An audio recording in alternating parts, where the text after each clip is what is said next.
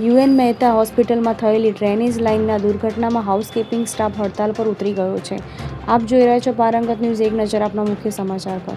અમદાવાદના અસરવા વિસ્તારમાં આવેલી યુએન મહેતા હોસ્પિટલમાંથી એક અત્યંત ગંભીર બેદરકારીની ઘટના સામે આવી છે, જેમાં હોસ્પિટલના બેઝમેન્ટમાં આવેલી ડ્રેનેજ લાઇનના સ્ટાફ કરવા ઉતરેલા 3 કોન્ટ્રાક્ટર કર્મચારીઓને સેફટીના સાધનોના અભાવે ગૂંગળામણના કારણે બેભાન થઈ ગયા હતા.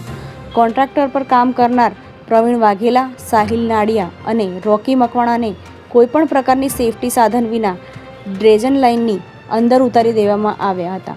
ત્યારે સુરક્ષાના સાધનોના અભાવે ઝેરી ગેસના કારણે ગૂંગળામણના થતાં 3 શ્રમિકો બેભાન થઈ ગયા હતા, જેથી તેમને બહાર કાઢી હોસ્પિટલ ખસેડવામાં આવ્યા હતા, જ્યારે એક કર્મચારીનું મોત નીપજ્યું છે. દુર્ઘટનાનો ભોગ બનેલા 3 યુવતીઓએ એકનું મોત થયું હોવાના અહેવાલો વહેતા થયા જ હોસ્પિટલ કેમ્પસમાં તણાવપૂર્ણ માહોલ સર્જાયો હતો, જેને પગલે આજે વહેલી સવારથી હોસ્પિટલના હાઉસકીપિંગ સ્ટાફ હડતાલ પર ઉતરી ગયો છે.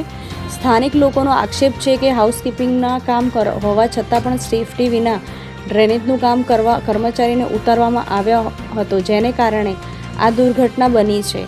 ત્યારે એજન્સીના કોન્ટ્રાક્ટરને હેઠળ કામ કરનાર 2 સુપરવાઇઝર રાજ બારોટ અને પિનાકીન પરમાર સામે શાહીબાગ પોલીસમાં ફરિયાદ નોંધાવવામાં આવી છે.